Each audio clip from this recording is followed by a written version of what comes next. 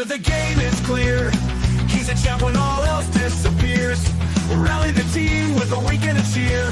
He's the leader that everyone fears. Quickly, it's a real leader. Once my friend, he's a locker room leader. In the chaos, he's the center, turning us into believers.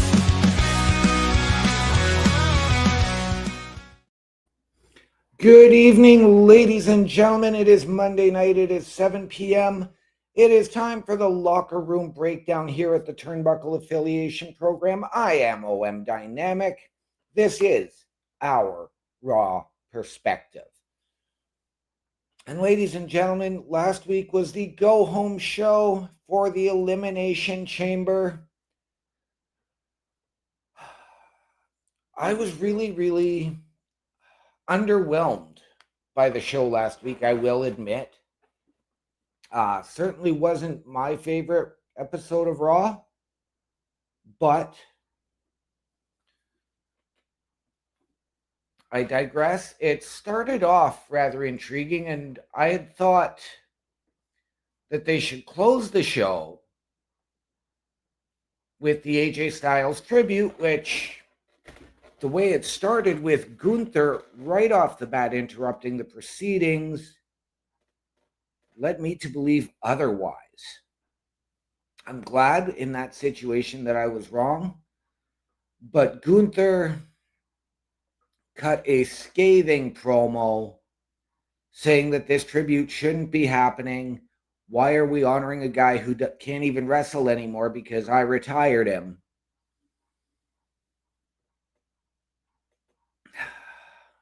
And then forced out, didn't try and fight anybody going out, didn't try and get into the face of security or anything, but he did say he was leaving under protest, and he was attacked again by Dragon Lee for the second time. I'm not a big fan of that either. I don't want the Dragon Lee Gunther dynamic. Gunther, we know, is a classic heavyweight, old school throwback, whatever you want to call him. And you've got him targeting the little guys, you know, whether it's the John Cena who came in much smaller, AJ who's much smaller, now Dragon Lee. I don't need it. This career killer thing that he has done, I think, has truly painted him into a corner, and it's not doing him any favors. I don't think a rivalry with Dragon Lee is going to do him any favors. So if we get a one-off, sure, great, done, over. Let's move on, and let's get Gunther back to truly being Gunther. After that was settled, we heard Cody Rhodes' music hit. And yes, ladies and gentlemen, Raw came to us from Atlanta, the hometown of Cody Rhodes. And again, Cody there, of course, for the AJ Styles tribute. We know they shared time together in a lot of different places, whether it was briefly in TNA, whether it was New Japan. I believe they might have even shared some time in Ring of Honor, but I could be wrong on that one. My friend Mr. Best will have to correct me there. But as Cody Rhodes said, I'm here and I want to talk about AJ Styles. And he gets interrupted by the Vision.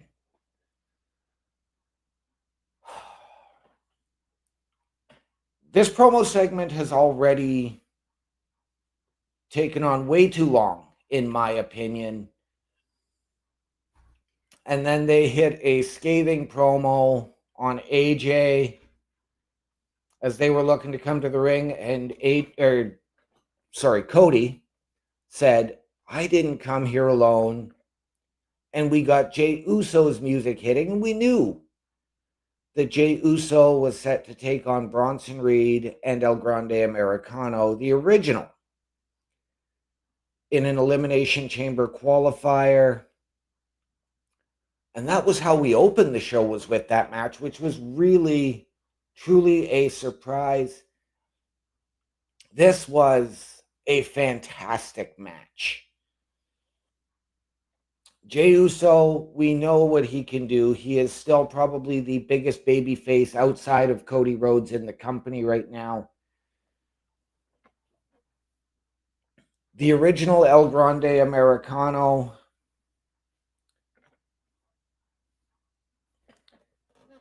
is back, and he is on a heater that is going to truly, truly push things to the next level. And Bronson Reed,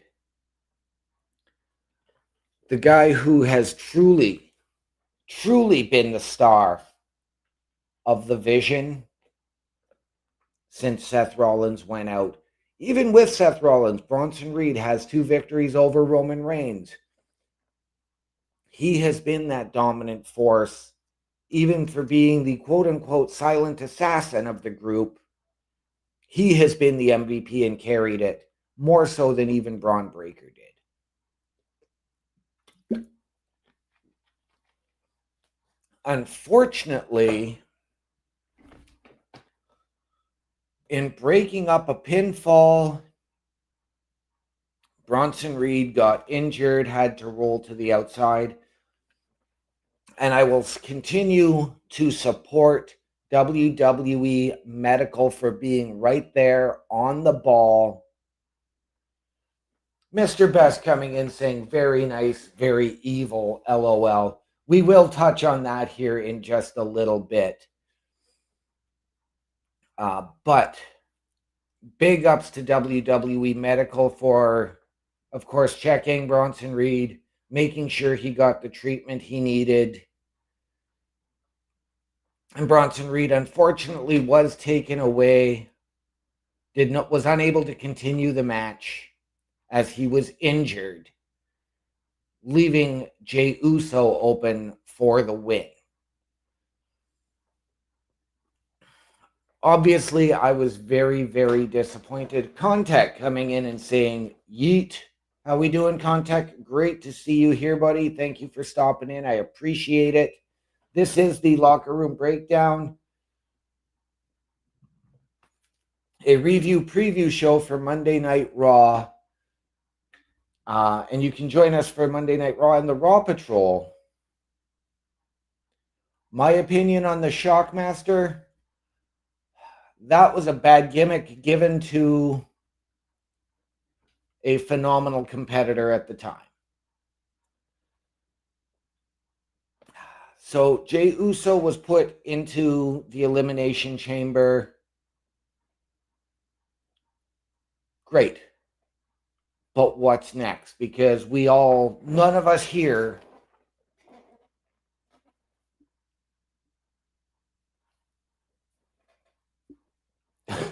Mr. Best saying the Shockmaster is quite shocking. Yes, he is. And he did what stormtroopers do, failed to hit the mark.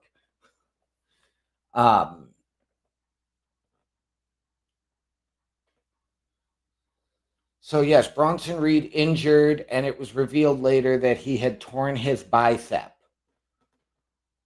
which I feel for the Vision, because this was a group that had so much promise, so much potential, and everybody's getting hurt.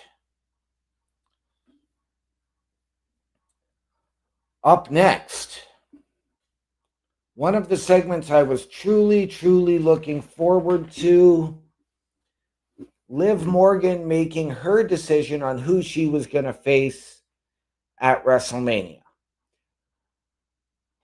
I wanted that to wait actually initially until tonight, because I wanted to have the winner of the Elimination Chamber being able to come out and say, well, Liv hasn't made her choice, so I'm going to choose. Full credit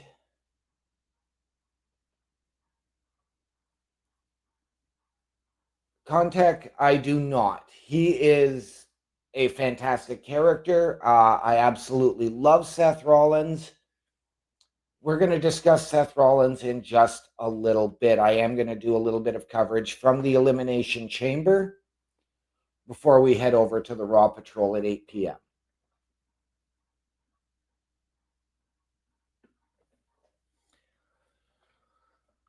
But we were given highlights from the previous week where Liv and Dom were doing a sit-down interview with Michael Cole that was interrupted by Stephanie Vicaire, who spoke in Spanish.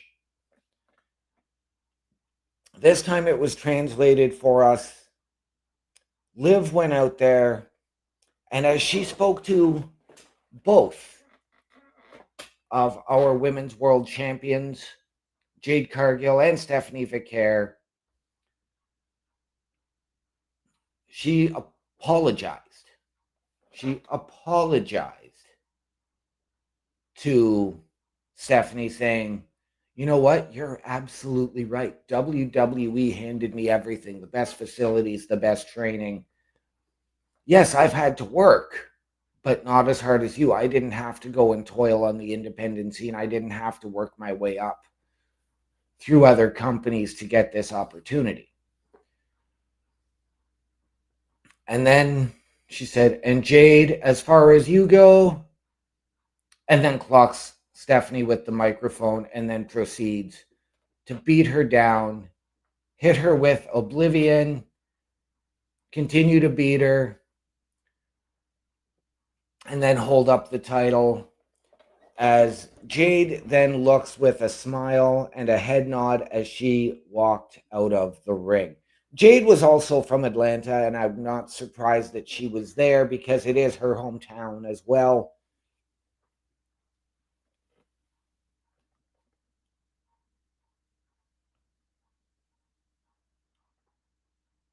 Contact, I'm not dancing on the show.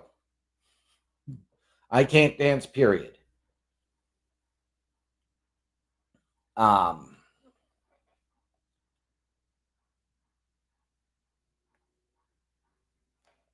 You do what you want to do, Contact, in the privacy of your own home, please.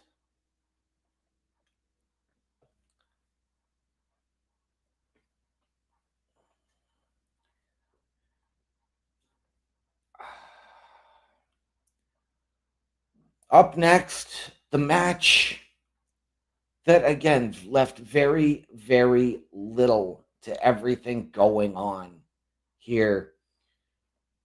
It was a rematch from 2 weeks earlier as Maxine took on Natty.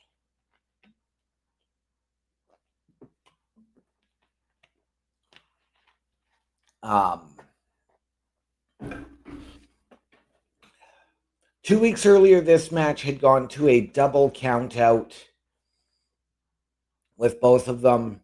This one via ref stoppage as Maxine got thrown into the ring post and Natty proceeded to beat her down and KO her. We know that this is the Natty that we have wanted to see for a long time. But can we get a proper match, please? I understand that we want to push this new version of Natty, and I'm all for that. But we need this to maybe go to a last woman standing. Or a falls count anywhere, something like that, so that we can get some back and forth. Or I don't mind if you get a squash match in that type of a situation. But this just, again, didn't hit the mark for me.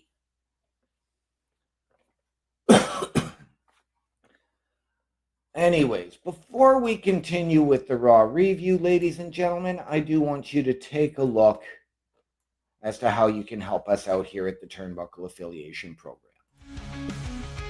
A Turnbuckle Affiliation Program is looking for more people. If you have passion level for pro wrestling, sports, videos games, or something else, then Turnbuckle Studios is the place to be. If you have ever wanted to pursue content creation and want to join our team, then we would love to have you. Check out turnbucklestudios.org or contact us by email today because your future is now, and we want you to tap in.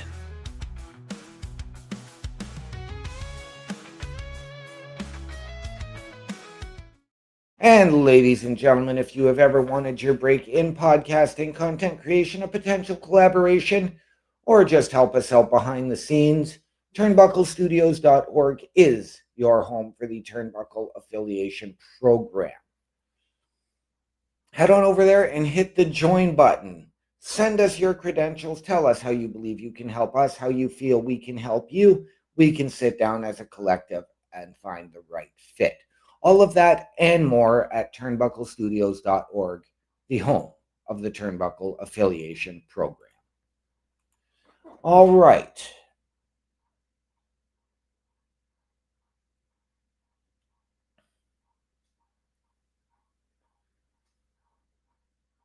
So, next up,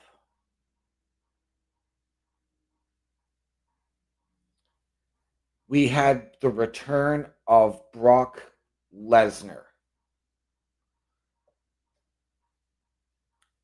This is a situation, and he came out with Paul Heyman.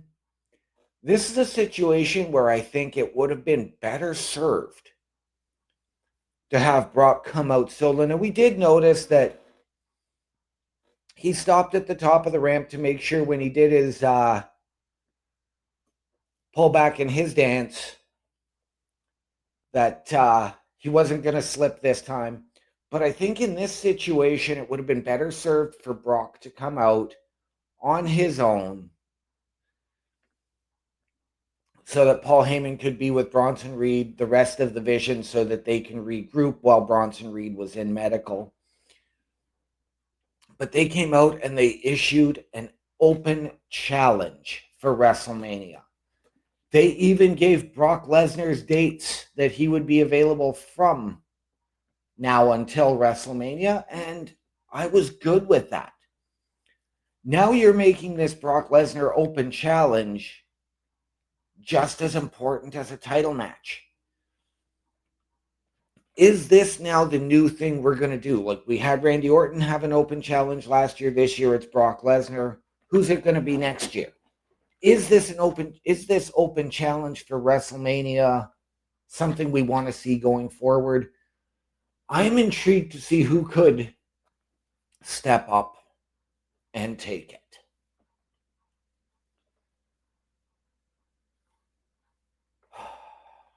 Javon Evans and Kofi Kingston came next. If this would have been Kofi Kingston 10 years ago and Javon Evans now, I would have been all over this match. I've never been a huge Kofi guy. I will be fair on that. But this certainly wasn't Javon's star-making match. This was, I think, a match for the sake of having a match, giving the New Day and Javon Evans some TV time as Javon was heading into the Elimination Chamber.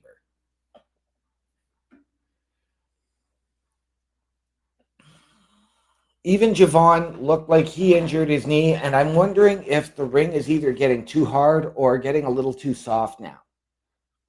But then there was no attention paid to that injury. Mr. Best saying, I'm secretly a huge Kofi guy and he's seen a shrine. No, there is no shrine. I promise you that, ladies and gentlemen, there is no shrine to Kofi Kingston. But this just, for me, was the match for the sake of having a match and giving the New Day and Javon some TV time and to build some momentum for Javon. And all for it. Mr. Best, the shrine is for Xavier Woods, okay? It's not for Kofi, it's for Xavier Woods. Next up, we heard from our World Heavyweight Champion, CM Punk, who talked about dealing in reality and not dealing in what ifs. It was about the what if for Finn Balor heading into the Elimination Chamber. What if Finn Balor wins? What if Finn Balor does the unthinkable and becomes your world heavyweight champion. Where do we go with that for WrestleMania?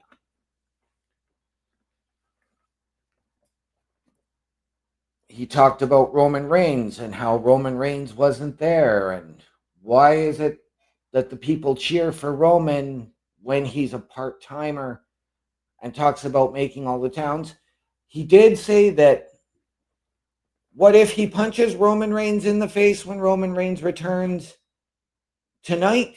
But we will get into that in just a little while.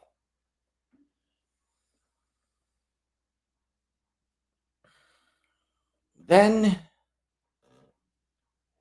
we got on to our women's elimination chamber qualifier. Mr. Best, thank you. Great to see you in here. I will be over there in about 25 minutes to join you and get ready for the Raw Patrol, my friend.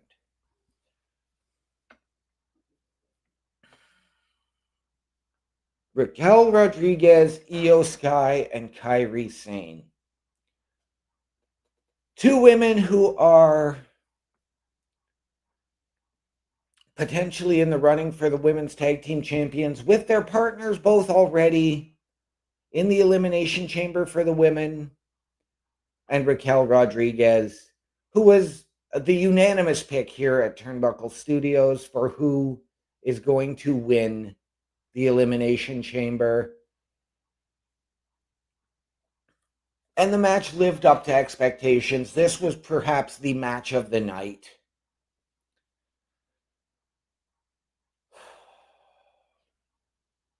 So Raquel comes out and wins.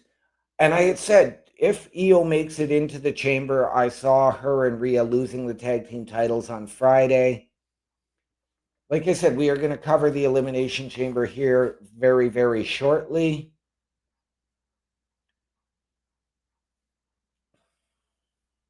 So, Raquel Rodriguez was the final participant in the elimination chamber.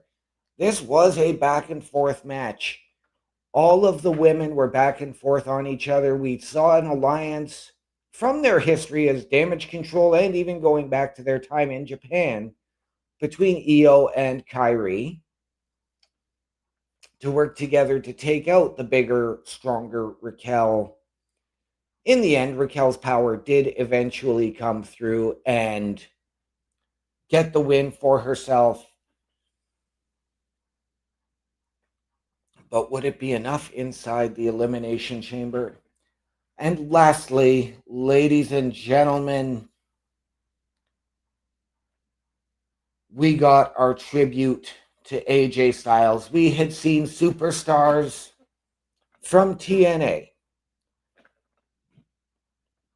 We saw the members of the Bullet Club, as well as the OC, the MFTs. Yes, the Bullet Club. Gallows and Anderson were there. Michin, who was part of the OC with them. We had Tamatonga and Tongaloa there as they were reminiscing. We saw Frankie Kazarian and Abyss from TNA show up for AJ Styles. AJ came out. He thanked his wife. He thanked his kids. And now he said he gets to go home and be a father. Gets to make up for the time that he missed. He said to us that the reason he put his rings back, or his gloves back on at the Royal Rumble, was because he wanted to leave them at home. He took them off. He left them in the ring. And the locker room emptied, filling the top of the stage with applause and thanking AJ. The lights went out. The gong hit, and out came The Undertaker, and he said, "You just going to leave that stuff in the ring? We've got some unfinished business." Leaving AJ questioning, well, what's going on? And then The Undertaker said, "You know the phrase, if you see me coming, you're already gone?" He revised it and said, "If you see me coming, you're going, And in a moment that gave me goosebumps and, yes, some tears in my eye, he announced AJ Styles as the newest member of the WWE Hall of Fame class of 2026. This was the moment. This was the pure highlight of Raw for me. Everything else built up to that. And I had been completely underwhelmed by everything else. But this really took Raw to that next level for me. And I was so grateful to be able to watch it, share that moment with the guys here at Turnbuckle Studios and the Raw Patrol. Ladies and gentlemen, I am about to go and cover now the Elimination Chamber, and we're going to do that quickly before we get into tonight's preview. But I want you to take a look at everything we have coming up throughout the week here at Turnbuckle Studios. Turnbuckle Studios and the Turnbuckle Affiliation Program bring you the week of streams. All times are in Eastern Time. Monday nights you get the Locker Room Breakdown at 7 p.m., followed by the Raw Patrol at 8 p.m. Tuesday brings you the flagship show, Turnbuckle Talk, at 8:05 p.m. Wednesday we play games with the PlayStation Showcase at 8 p.m. Thursday we go TNA as we brace for Impact at 9 p.m. On Fridays, join us for the SmackDown Security Detail at 8 p.m. The weekend brings you Saturday Night Gaming at 8 p.m. On Sunday, be sure to catch the Chris Parrish podcast at 12:15 p.m. And later that night, we have the Borsnest at 8 p.m. Be part of the shows and join the chat every day. And please visit turnbucklestudios.org.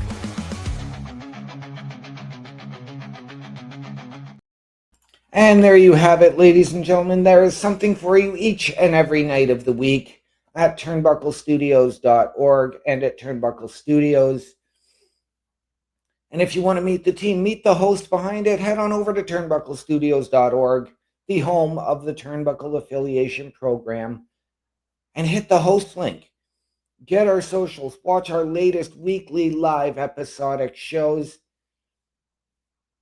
and interact with us. Turnbucklestudios.org, your home for the Turnbuckle Affiliation Program. All right. So we are coming off of a very, very shocking Elimination Chamber pay-per-view, or PLE.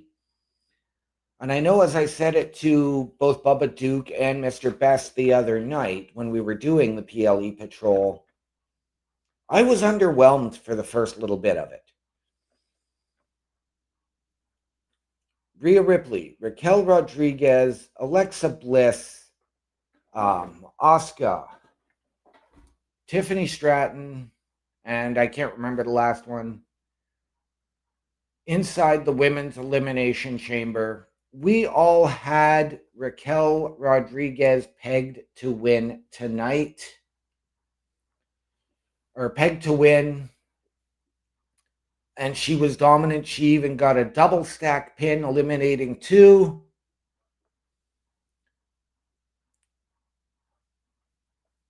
But then it was a cannonball off the top rope through her and into a riptide from Rhea Ripley that eliminated her, leading to Rhea Ripley winning the Women's Elimination Chamber.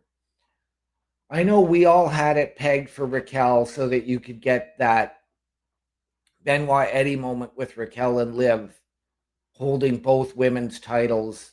And then we were wondering if you could float the Judgment Day back and forth between the brands. Next up,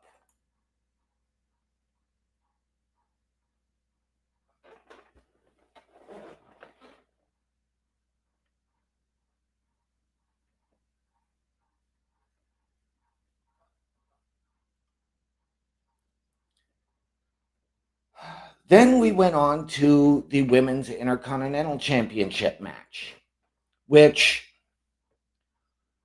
Emotionally, yes, we probably all wanted AJ to win. I think as far as storyline progression, I had Becky retaining by disqualification or a count out or something so that you could carry that match into WrestleMania. And we got the surprise.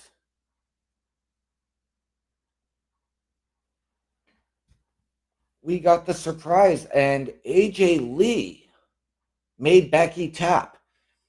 Now, a lot of history in this match because it was referee Jessica Carr who Becky has issues with.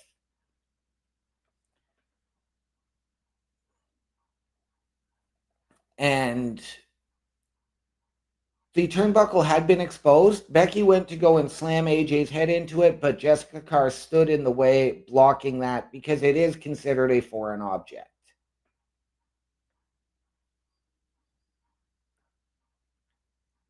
Anyways, yes, AJ Lee did come around and make Becky tap, and AJ left Chicago as the new Women's Intercontinental Champion. I don't think that this is anywhere near done. I think we still go to WrestleMania, and I think we can carry this to Backlash. I wouldn't be surprised to see it carry on even further. Anyways, then we had Finn Balor and CM Punk in the What If match.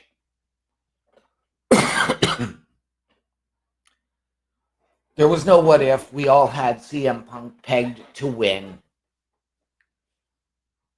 which he did. It was the fact that this time the Judgment Day listened to Finn when he said, I have to do this on my own. No Dom, no JD, nobody came out. Punk went over clean.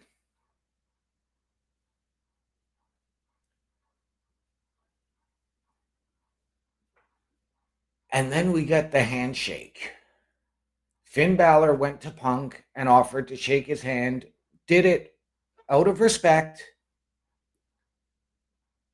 and walked away. So, what does that mean for tonight with the Judgment Day? You had Raquel lose the Elimination Chamber, you had Finn lose, and then shake Punk's hand. Is this tonight we see a formal split separation or just more cracks in the foundation of the Judgment Day? We will find that out here very, very shortly.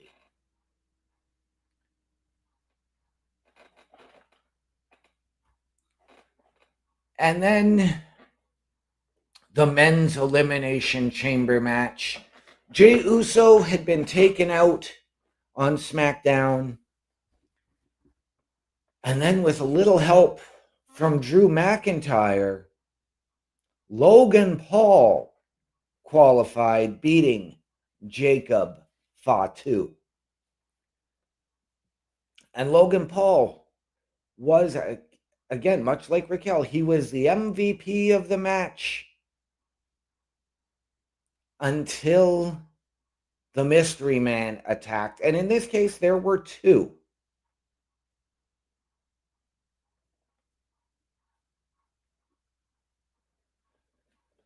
One was a diversion. The second one went in, hit the stomp on Logan Paul, and unmasked to be revealed as Seth freaking Rollins. Which really wasn't a surprise. I had it. I like, and I understand the way they did it. I just wasn't really a big... I understand the way they did it. I understand the why. But I think it needed to have a little more flair.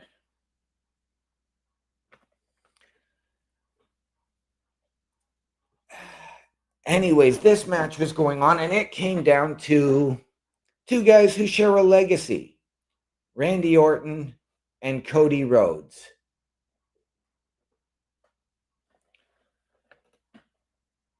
Drew McIntyre went to get involved. He ate an RKO from Randy Orton into a crossroads from Cody Rhodes, who then stood up and walked right into the RKO.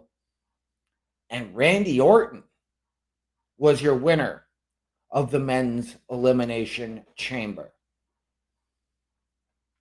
So very, very shocking that they went with Randy. Very shocking they went with AJ to win. I'm very shocked they went with Rhea to win. Oh, and we also got the opening of the crate, which was revealed to be Danhausen. Again, a little bit underwhelming for some, but again, ladies and gentlemen, we get these ideas, we get these expectations in our head. I had Seth Rollins as that guy.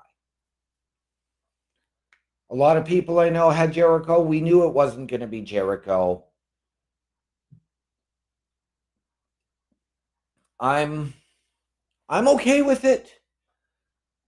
It was a very, very different way that they introduced somebody new to the roster, and I'm okay with it. I was happy with it. And ladies and gentlemen, on to tonight. We can check out tonight here in just a moment, but first I want you to check out the shop. The Turnbuckle Studios store is open for you 24 hours a day, 7 days a week. Get the merch and represent the best from the shows you watch on a weekly basis. Multiple styles to choose from with over 10 products available. Don't get left out and pick up all your favorites today. Find us at turnbucklestudios.org. And ladies and gentlemen, there you have it. Over at turnbucklestudios.org, we want you to hit the shop button, support your favorite shows and your favorite podcasters, wear what we wear. And remember, all of the proceeds come back into our studios to deliver you a better experience. All of that and more at Turnbuckle Studios, the home of the Turnbuckle Affiliation Program. On to tonight. And we get an Intercontinental Championship match. We have Penta challenging Dom. I have to wonder now, does Dom ask Finn for help? Does Dom ask JD for help? Or does Dom say, no, Finn, you were right. I got to do this on my own.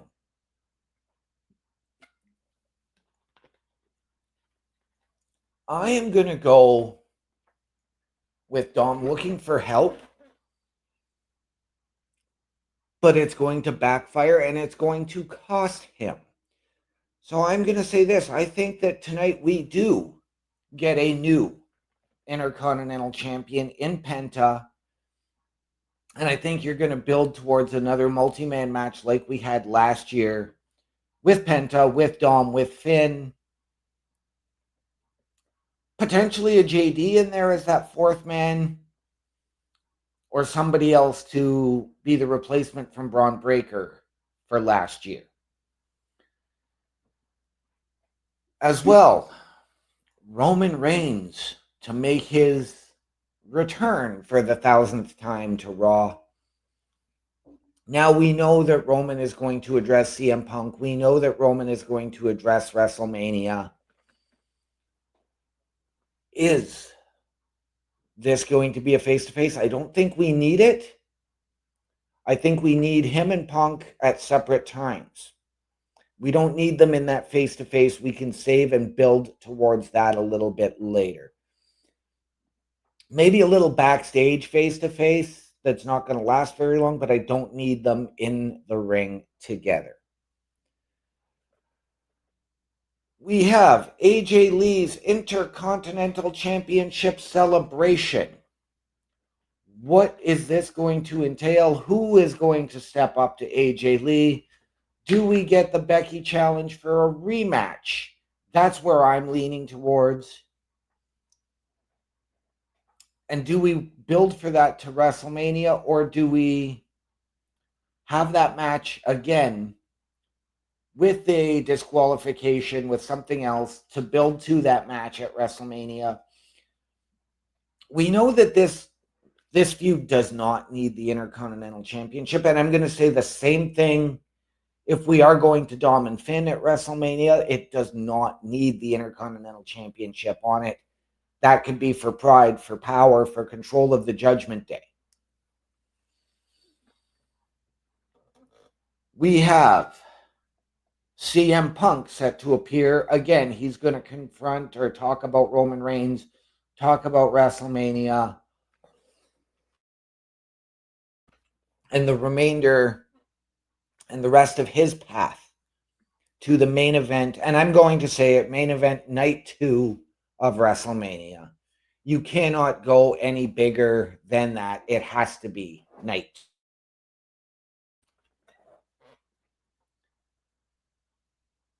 We have Adam Pearce is going to address Seth Rollins' return. What does that mean? Are we going to hear from Seth? Is Seth going to be at Raw tonight because of his actions on Saturday? Are we going to run it back with Seth and Logan Paul at WrestleMania? Are we going to go to Seth needing a tag team partner to take on Logan Paul and Austin Theory? What does this entail? And I talked about it right off the hop with the Gunther Dragon Lee situation. We are going to get that match tonight. I hope this is a one-off. And then that's it. And Gunther can hopefully go back. Otherwise, I do believe his career has plateaued. Unless you're going to move him over to SmackDown to take on somebody else. Ladies and gentlemen, that does it for me. You can catch me again in about 20 minutes over at the Turnbuckle Studios YouTube page with the Raw Patrol. So ladies and gentlemen, from myself, and from all of us here at the Turnbuckle Affiliation Program, please remember, the world is better with you in it. From all of us here to those of you out there, wherever you are. Good night. Good luck. I'm out. In